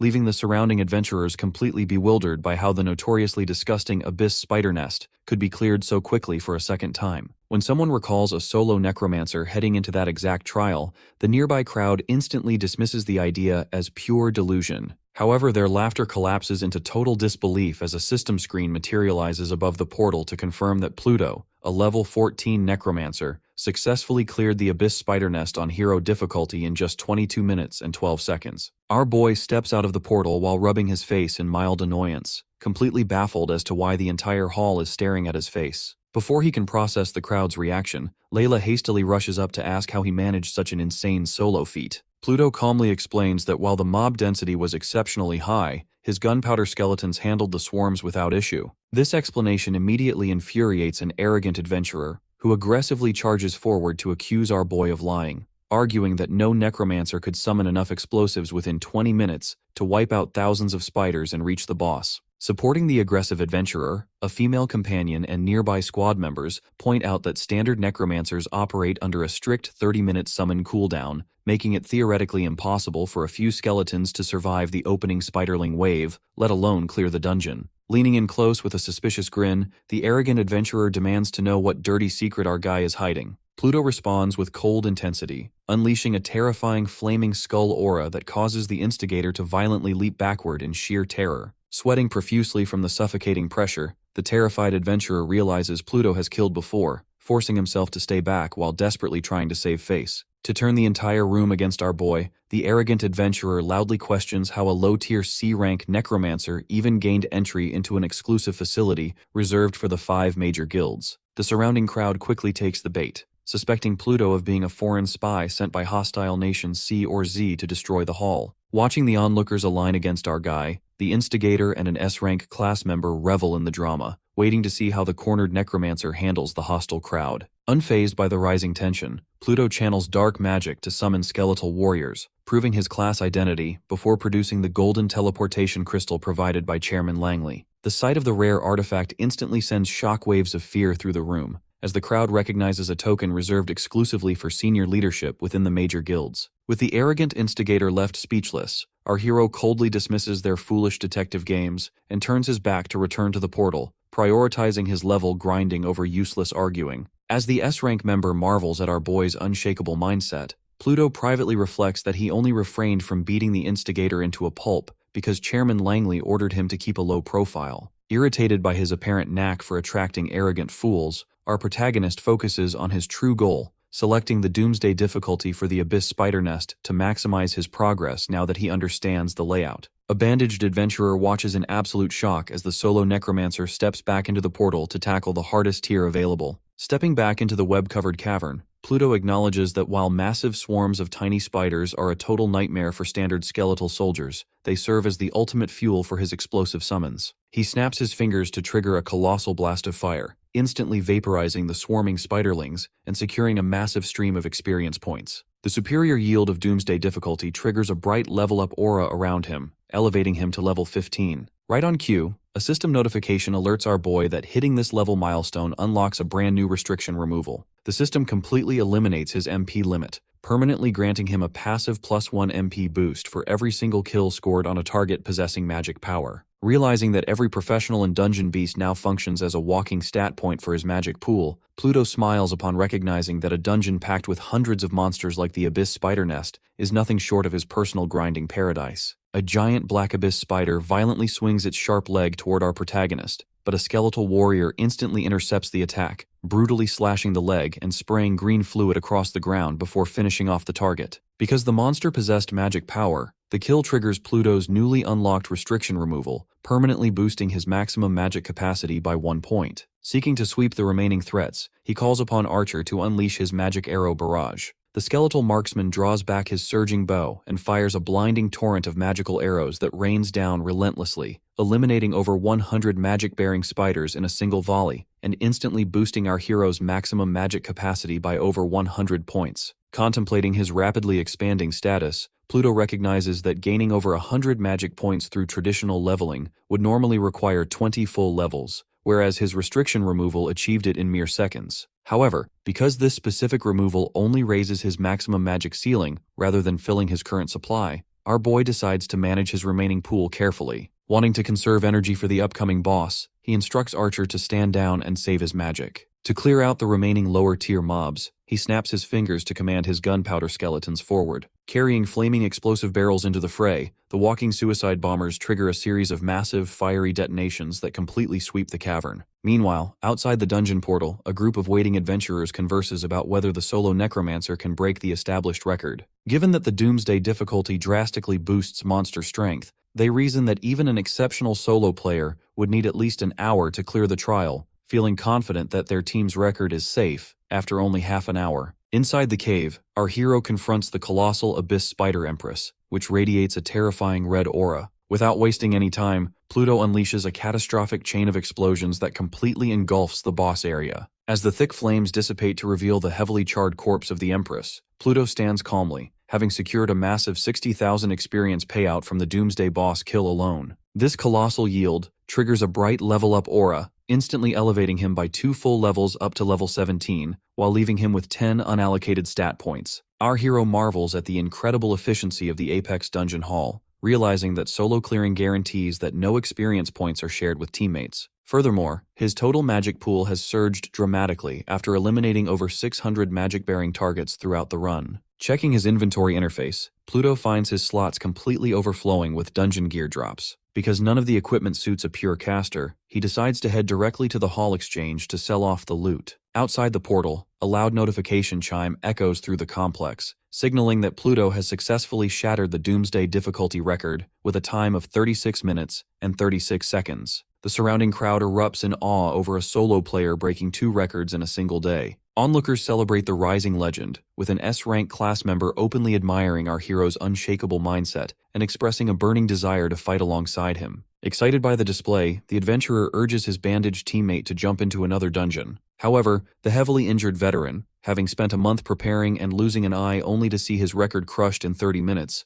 completely quits the professional path on the spot to take over his family's fishing business. Walking back through the busy hall, Pluto approaches